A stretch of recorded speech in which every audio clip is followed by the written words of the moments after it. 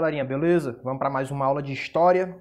Nas aulas anteriores, nós estudamos sobre as grandes navegações. Começamos o tema grandes navegações e vimos que os europeus precisavam de especiarias, né, como por exemplo pimenta, noz moscada, cravo, que eram muito caros lá na Europa porque eles vinham do Oriente, vinham das Índias, tá? E aí esses produtos passavam por tantos revendedores que eles iam ficando caros, né? A grandes distâncias eles chegavam muito caros na Europa. E aí os europeus interessados em chegar diretamente no lugar onde vinham as especiarias, para evitar os revendedores, começaram a investir nas grandes navegações. Quem começou a investir nas grandes navegações? Em embarcações, em aventuras marítimas? Em primeiro lugar, os portugueses, né? Que tinham muitos fatores que puderam possibilitar que eles fossem os primeiros a tentar cruzar os oceanos, tá? Então a gente viu tudo isso na aula anterior e hoje nós vamos ver o desdobramento dessa aventura marítima desempenhada inicialmente por Portugal, tá? Então essa primeira aventura, essa primeira grande aventura, ou o conjunto dessas grandes primeiras aventuras portuguesas, nós vamos chamar de Périplo Africano. O Périplo Africano é o seguinte: durante o século XV, Portugal descobre e ocupa ilhas no Oceano Atlântico e contorna o continente africano, estabelecendo contato com seus habitantes e erguendo feitorias. Então lá no mapa, a norte da África, vocês estão vendo ali a palavra Lisboa, capital de Portugal. Então ali é Portugal. Os portugueses saíram navegando e foram, de certa forma, descendo no mapa, tá? Foram ocupando ilhas como os Açores, a Madeira, o Cabo Verde ali embaixo, e foram estabelecendo contatos com povos nativos da África. Eles foram descendo, de certa forma, o continente africano. Primeiro por Ceuta, conquistaram a cidade de Ceuta, que era uma cidade muçulmana. Depois ultrapassaram Cabo Bojador, chegaram ao Congo e até o sul da África, certo? Isso começou lá em 1415 e durou o restante do século. Essas aventuras, de pouco em pouco, os portugueses avançando. E aí eles foram estabelecendo contato com os nativos africanos e foram fundando, erguendo feitorias, que eram uma espécie de bases portuguesas onde eles colocavam militares, mas também onde eles guardavam, armazenavam os produtos que eles obtinham nessas expedições, nessas viagens, tá? E aí, em 1488, um navegador chamado Bartolomeu Dias estabelece o feito incrível de ultrapassar o Cabo da Boa Esperança, que antes de ser chamado de Cabo da Boa Esperança, era conhecido como Cabo das Tormentas, exatamente pela dificuldade em cruzar esse local. O Cabo da Boa Esperança é essa ponta da África, tá? Então, em 1488, uma expedição liderada pelo navegador Bartolomeu Dias consegue cruzar o Cabo das Tormentas, que devido a esse grande feito, o rei português manda que troque o nome. Não é mais Cabo das Tormentas, é Cabo da Boa Esperança. E isso é o que vai possibilitar a viagem seguinte, a mais importante, que é a do navegador Vasco da Gama, tá? Igual o time lá do Rio de Janeiro. O nome do time já é uma referência ao navegador. Tanto é que o símbolo do Vasco são, né, a cruz, tal, as caravelas, está relacionado exatamente a esse processo das navegações. E o Vasco da Gama, ele vai pegar o mesmo caminho do Bartolomeu Dias, cruzar o Cabo da Boa Esperança e ele vai chegar finalmente nas Índias no ano de 1498. Então, Vasco da Gama sai de Portugal numa expedição. Em 1498, ele chega às Índias, concluído o processo que tanto os europeus queriam: descobrir uma rota alternativa para chegar às Índias, né? Sair da Europa e encontrar um local para que eles pudessem evitar os revendedores. Então eles não iam mais ficar dependendo de muçulmano, de genovês, etc. Eles finalmente, se eles quisessem os produtos, eles iam até as Índias através desse caminho que o Vasco da Gama descobriu. E aí, galera, lá em Calicut, nas Índias, o Vasco da Gama ele vai estabelecer contatos com os habitantes do lugar e vai voltar para Portugal com navios cheios de riquezas. Então aí vai começar uma nova etapa nessa história. Portugal, a Europa agora tem um novo caminho, uma nova forma de se conectar com a Ásia, com as Índias. E aí, galera, a gente vai dar uma pausa falando de Portugal. Daqui a pouco nós vamos falar de Portugal de novo, mas agora a gente vai falar de outro lugar, a Espanha. Então, o pioneiro nas grandes navegações foi Portugal, tá? Mas depois a Espanha começou também essa aventura de sair por aí com seus navios, descobrindo novos locais e eventualmente conquistando esses locais, tá? E aí a gente vai pegar aqui um pouquinho a história da formação da Espanha para entender melhor esse processo que levou a Espanha a ser o segundo reino a começar essas aventuras marítimas, essas grandes navegações. Então, como nós vimos também na aula anterior, os muçulmanos dominaram vários territórios e dominaram a Península Ibérica, né? E a Península Ibérica, os cristãos que sobraram lá começaram a se organizar para tentar expulsar os muçulmanos e durante séculos essa Península Ibérica ela mudou a sua geografia de certa forma e surgiram reinos à medida que os cristãos avançavam e expulsavam os muçulmanos, tá? E esses reinos é o que deram origem a Portugal e deram origem à Espanha, os reinos cristãos. No caso da Espanha especificamente vai acontecer a partir do quê?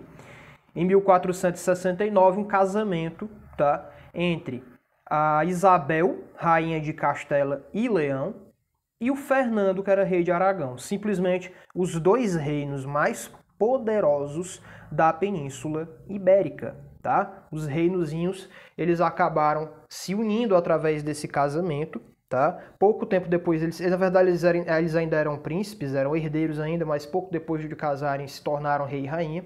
E eles uniram as coroas. Então, Leão, Castela, Aragão virou uma coisa só. Com o tempo, isso se consolidou na forma do país que nós chamamos hoje de Espanha. Então, nós temos agora a Espanha, a partir desse casamento, tá? E em 1492 ocorre a conquista de Granada, o último território muçulmano na Península Ibérica. Como vocês observam aqui nesse mapa aqui em cima de mim, o que aconteceu? Os europeus, os cristãos foram conquistando espaço, expulsando os muçulmanos, até sobrar um único reino muçulmano em toda a Península Ibérica, que era o reino de Granada, essa pequena mancha verde no mapa. E aí em 1492, os reinos unidos que formaram a Espanha, né, de Isabel e Fernando, acabaram conquistando Granada e, enfim, consolidando a Península Ibérica como um território 100% cristão, tá? Pelo menos dominado por cristãos, beleza? E a partir daí a Espanha agora está consolidada, unida e vai concentrar os seus esforços, seu dinheiro, seu investimento em grandes navegações. E é aí que vai aparecer um cara chamado Cristóvão Colombo, tá? O Cristóvão Colombo, ele era italiano e ele pretendia chegar às Índias contornando o globo terrestre. Então, o que tinha na cabeça do Cristóvão Colombo, tá? Ele acreditava que para chegar... Isso antes de Portugal ter encontrado aquele caminho, beleza? Antes de Portugal ter conseguido contornar totalmente a África até chegar às Índias. O Cristóvão Colombo, ele acreditava que era possível chegar às Índias dando a volta no planeta Terra, né? Porque havia a concepção de que a Terra fosse esférica, beleza? E ao contrário do que muita gente espalha erroneamente por aí, não é que Cristóvão Colombo fosse uma das poucas pessoas na Terra a acreditar que o planeta era redondo. Não. Já era amplamente aceito a ideia de que o planeta Terra era esférico. Isso aí era fato, nem a igreja contestava essa ideia, tá? O que a igreja contestava era a ideia de que a Terra girava em torno do Sol.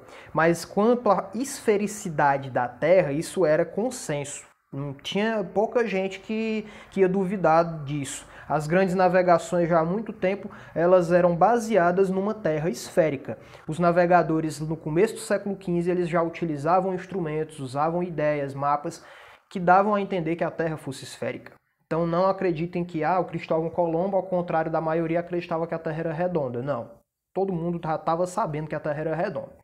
Mas o ideal, a novidade do Colombo era a ideia de que se ele saísse da Espanha, da Europa bem aqui e desse uma volta, ele ia chegar nas Índias, ele ia chegar na Ásia, dando a volta ao mundo.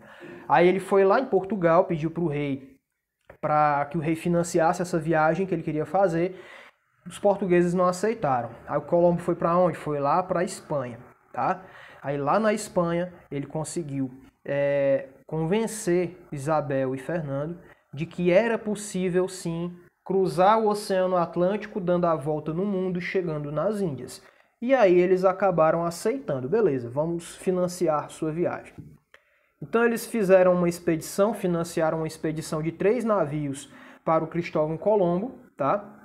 E aí, galera, ele saiu mais ou menos daqui, né? Onde está essa setinha vermelha da Europa. E o Colombo queria chegar aqui, tá? Ele queria sair da Europa, dar a volta no planeta Terra e chegar na Ásia, nas Índias. Era isso que ele acreditava, era isso que ele pretendia. Mas ele não conseguiu isso, tá?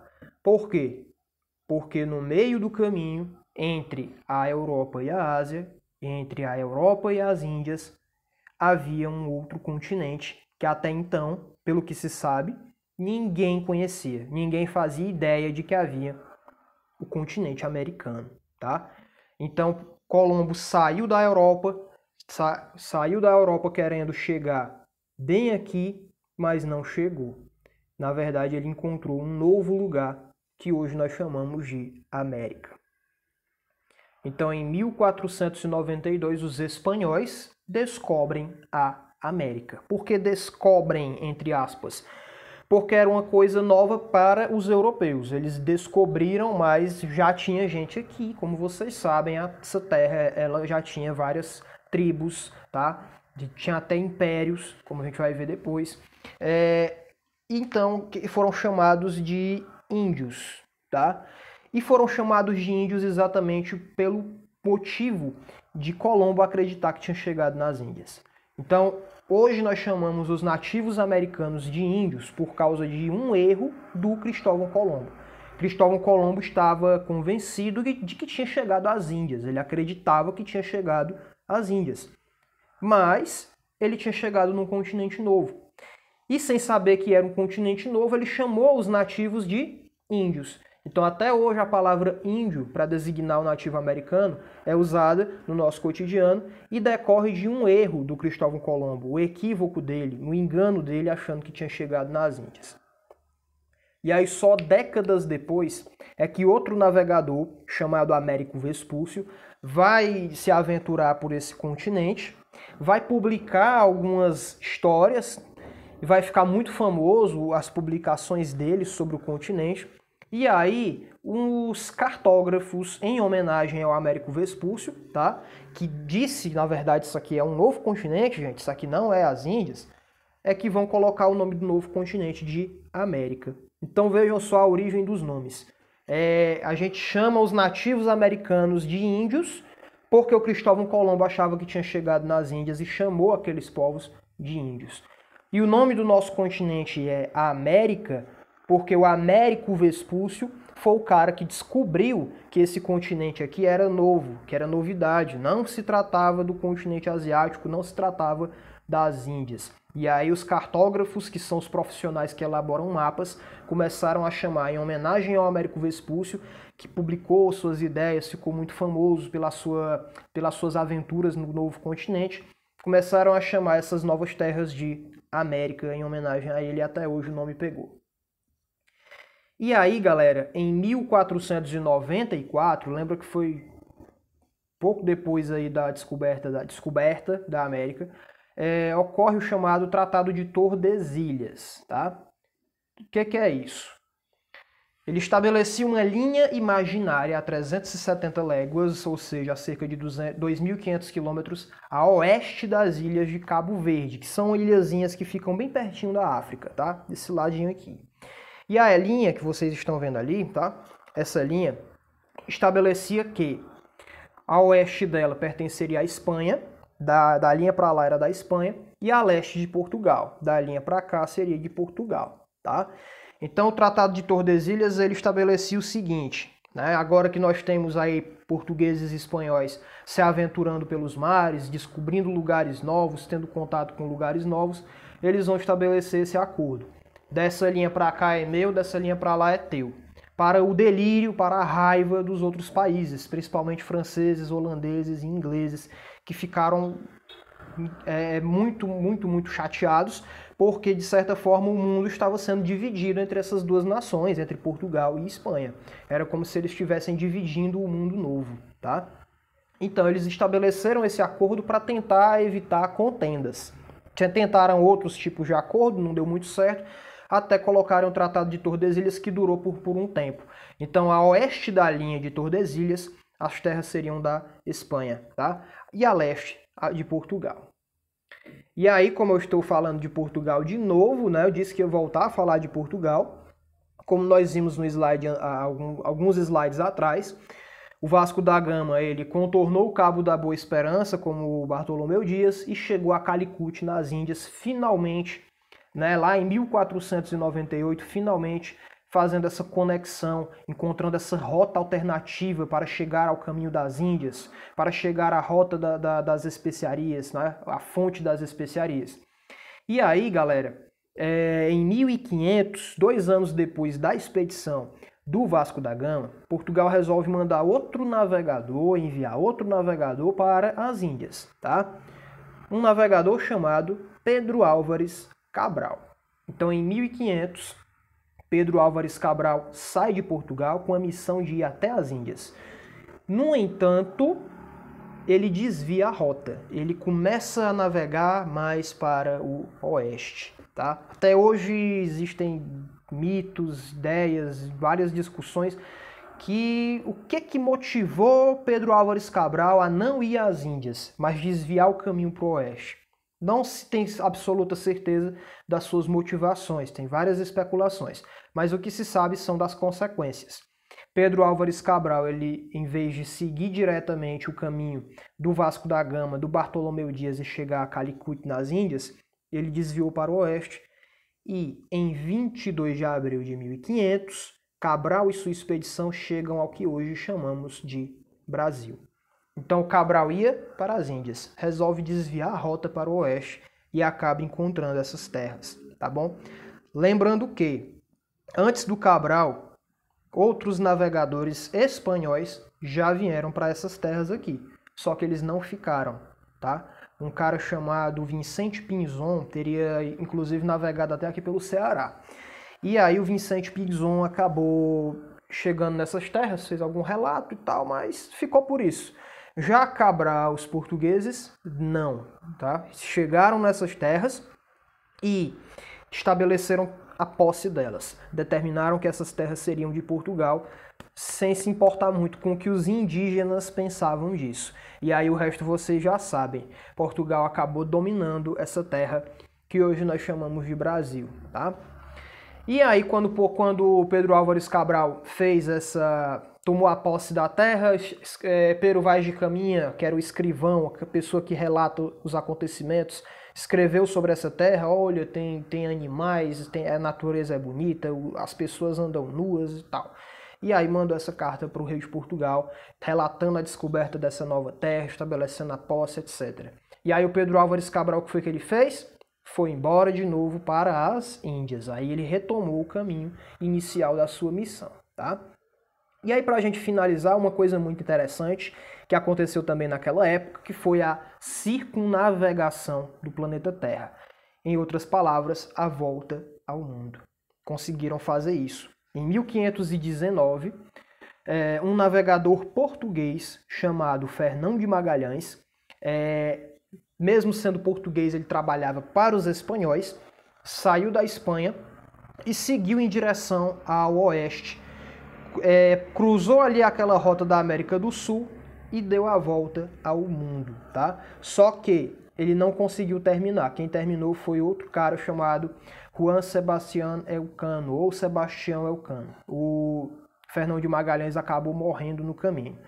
Então, em 3 anos, essa expedição conseguiu dar a volta ao mundo, aos trancos e barrancos, mas conseguiu. Eles saíram de um local na Espanha, contornaram todo o planeta Terra, provando definitivamente que a Terra é redonda, a Terra é esférica, e só em 1522 eles retornaram à Espanha. Saíram com vários navios, com 265 tripulantes, acabaram voltando apenas com um navio, com apenas 18 tripulantes, mas conseguiram fazer esse grande feito para a história humana.